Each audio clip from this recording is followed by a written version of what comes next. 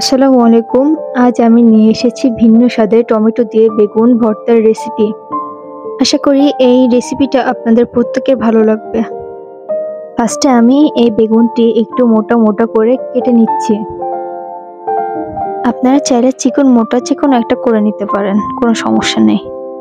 এখন আমি টমেটোগুলো মাছ দিয়ে কেটে 4 ফালি করে কেটে নিব। টমেটো দিয়ে বেগুন ভর্তাটা সত্যি অসাধারণ লাগে খেতে।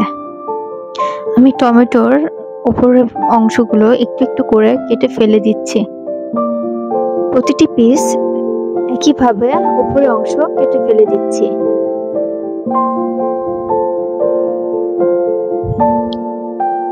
দেখুন কত সুন্দর করে কেটে নিয়েছি।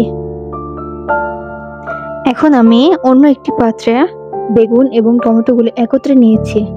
তারপর আমি দিয়ে দিয়েছি 1 চা চামচ হলুদের গুঁড়া, 1 চা চামচ লাল মরিচের গুঁড়া এবং দিয়ে দিয়েছি স্বাদমতো লবণ।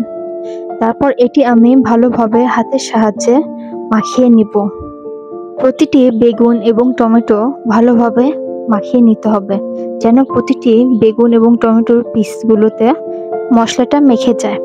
আমি চুলায় একটি প্যান বসিয়ে দিয়েছি এবং এতে আমি সামান্য পরিমাণ তেল দিয়ে নিয়েছি। প্রথমে তেলটি আমি গরম করে নিব, তারপর এতে মাখিয়ে রাখা বেগুনের পিসগুলো একটি একটি করে ছেড়ে দিচ্ছি।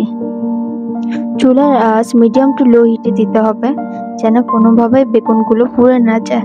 আমি এখন বেগুনগুলো একটি একটি করে উল্টে দিচ্ছি, যেন দুপাশে সুন্দরভাবে হয়ে যায়। আমার বেগুনটি প্রায় ভাজা হয়ে গেছে। বেগুনটি এখন তোলার উপযোগী হয়ে গেছে। এখন আমি এটি অন্য পাত্রে তুলে নিচ্ছি। বেগুন টমেটো ভেজে ভর্তাটা আমাদের বাসার প্রত্যেকের খুবই ভালো লাগে। আমরা প্রায়ই এটি খেয়ে থাকি। আমি একইভাবে টমেটোটাও তেলের মধ্যে ভেজে নিব।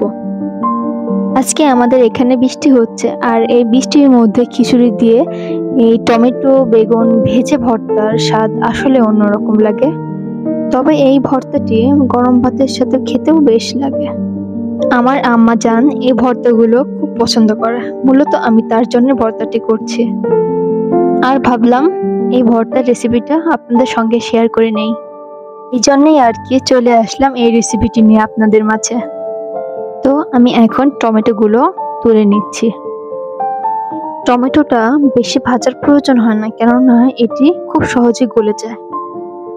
আমি এই ভর্তাটির জন্য 4 পিস শুকনো মরিচ ভেজে নিয়েছি, আর সঙ্গে নিয়েছি পেঁয়াজ ভাজা। এখন আমি এই দুটো একত্রে সুন্দরভাবে মাখিয়ে নিব। তারপর আমি একটি একটি করে বেগুনগুলো হাতের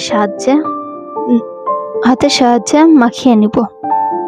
আমি বেগুনের সাইডের অংশগুলো ফেলে দিচ্ছি, আপনারা চাইলে নিতেও পারেন, কোনো সমস্যা নেই। আমি এখন হাতের সাহায্যে টমেটোগুলো ভেঙে ভেঙে নিচ্ছি। আমি হাতের সাহায্যে সবগুলো একত্রে সুন্দরভাবে মেখে নিচ্ছি। এখন মাখানো হয়ে গেলে আমি ওপর দিয়ে 1 চামচ দিয়ে দেব সরিষার তেল।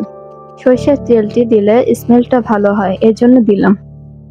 আবারও আমি হালকা মাখিয়ে নেব। আপনারা বাসায় একটাবার হলেও ট্রাই করে দেখবেন, টমেটো দিয়ে বেগুন ভেজে ভর্তা করলে এটার টেস্ট কেমন হয়। আশা করি এই রেসিপিটা আপনাদের প্রত্যেকের ভালো লেগেছে। ভালো লাগলে অবশ্যই আমার চ্যানেলটিকে সাবস্ক্রাইব করবেন এবং লাইক কমেন্ট দিয়ে আমার পাশে থাকবেন। আল্লাহ হাফেজ।